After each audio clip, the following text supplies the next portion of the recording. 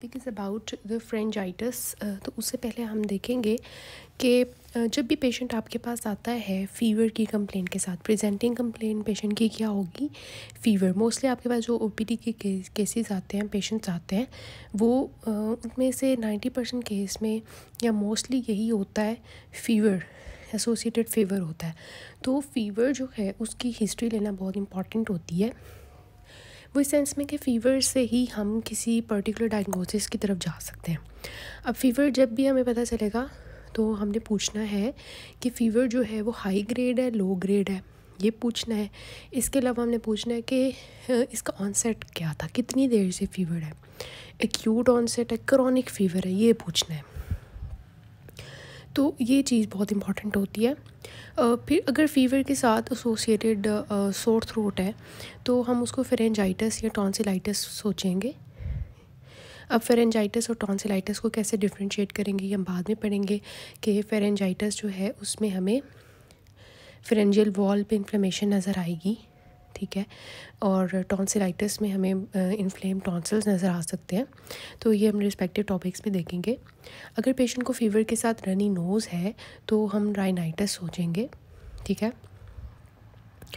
अगर पेशेंट को फ़ीवर के साथ प्रोडक्टिव कफ है, we will think of the lower respiratory tract infection.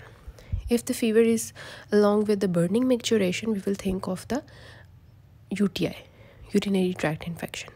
And if fever is associated with the flank pain, we will think of the pyelonephritis. And if the fever is associated with loose stools and vomiting, we will think of acute gastroenteritis. So this is how we actually take the patient to the particular diagnosis when we have the patient of fever. तो ये हम चीज़ें पूछ लेंगे कि गला ख़राब है तो ये होगा, ठीक है, एसोसिएटेड फ़ीवर के साथ।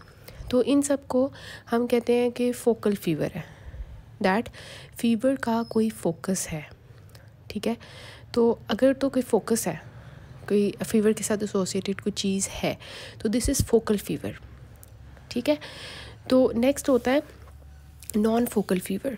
नॉन फोकल फ़ीवर में associated sore throat, runny nose, productive cough, burning micturition, flank pain, loose stools, vomiting, इस तरह की चीज़ें जब नहीं होंगी, पेशेंट को इनमें से कोई भी कंप्लेन नहीं होगी, सिर्फ फ़ीवर होगा, तो फिर हम जो है नॉन फोकल फ़ीवर की तरफ जाएंगे। नॉन फोकल फ़ीवर में भी 3 चीज़ें आ जाती हैं, मलेरिया, टाइफाइड एंड डेंगी, ठीक है, मलेरिया, टाइफाइड एंड डेंगी। फिर मलेरिया, टाइफाइड और डेंगी को हम कैसे डिफरेंशिएट करते हैं ये हम रिस्पेक्टिव इनके टॉपिक्स में देखेंगे कि मलेरिया का जो फ़ीवर होता है वो ग्रेजुअली जो है वो किस तरह से होता है, ग्रेजुअल होता है या सडन होता है, इसकी बेस पे हम देखेंगे, ठीक है। इंटरमिटेंट होता है या कंटिन्यूस होता है, उसकी बेस पे हम देखेंगे। और डेंगी में आपको रेट्रो ऑर्बिटल पेन मिलेगी, ठीक है। इस तरह से हम लेके जाएंगे इसको। तो अगर हम बात करें अपने टाइफाइड की, तो इसका जो फ़ीवर होता है वो कंटिन्यूस होता है, जो कि बेस लाइन को टच नहीं कर रहा होता और हाई ग्रेड होता है, ठीक है। तो पेशेंट कहेगा कि मेरा फ़ीवर जो है वो उतरता ही नहीं है, कांस्टेंट फ़ीवर रहता है, तो दैट इज़ टाइफाइड। और अगर वो इंटरमिटेंट है कि थोड़ी थोड़ी देर बाद, मतलब हर तीसरे दिन फ़ीवर हो गया, उतर गया, वो पूरी तरह बुखार उतर जाता है, फिर हो जाता है, so we will think of the that malaria, ठीक है। तो इस तरह से हम इसको डिफ्रेंशिएट करते हैं कि एक दिन छोड़ के एक दिन हो रहा है, इंटरमिटेंट फ़ीवर है तो we will think of malaria, sudden onset of fever है तो मलेरिया, लेकिन अगर ग्रेजुअली ऑनसेट ऑफ फ़ीवर हो रहा है और कंटिन्यूस स्टेप लैडन पैटर्न में हो रहा है तो फिर हम टाइफाइड के बारे में सोचेंगे।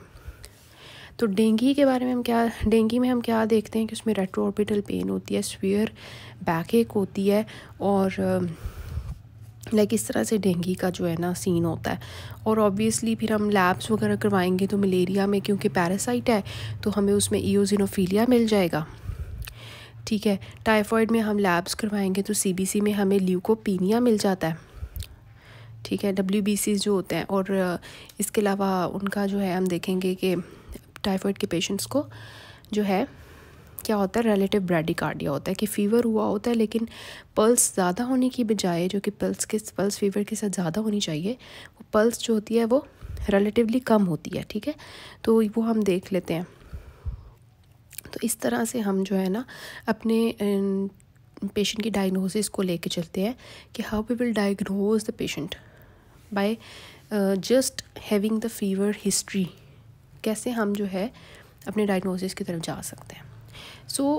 इस जो लेक्चर में मैंने सिर्फ इसी बारे में बताना था कि नॉन फोकल फ़ीवर और focal fever. Non focal fever में मैंने आपको बताया कि 3 चीज़ें आपने सोचनी है, फिर उनको डिफ्रेंशिएट करना है। और फोकल फ़ीवर में मैंने आपको ये सारी चीज़ें बताई कि हम क्या डीरीज़ रख सकते हैं। अगर फ़ीवर जो है वो एक्यूट भी हो सकता है, क्रॉनिक भी हो सकता है। एक्यूट अगर फ़ीवर है मतलब थोड़ी देर की हिस्ट्री है फ़ीवर की, तो हम एक्यूटली कोई इन्फेक्शन सोच सकते हैं बॉडी में अगर लेस दैन 2 वीक्स का है। लेकिन अगर 2 वीक्स से ज़्यादा की हिस्ट्री हो गई है फ़ीवर की, तो we will think of some other autoimmune disease, like autoimmune disease हो सकती हैं, या पेशेंट को कुछ और मसले हो सकते हैं, लाइक उसको ल्यूकीमिया हो सकता है। ठीक है, कि कंटिन्यूस फ़ीवर जो है वो रह रहा है और 2 वीक से ज़्यादा का हो गया, फिर हम क्रॉनिक डिजीज़ के बारे में सोचेंगे कि फ़ीवर उतर ही नहीं रहा। अब नेक्स्ट से हम इंशाल्लाह डिस्कस करेंगे about the pharyngitis and tonsillitis.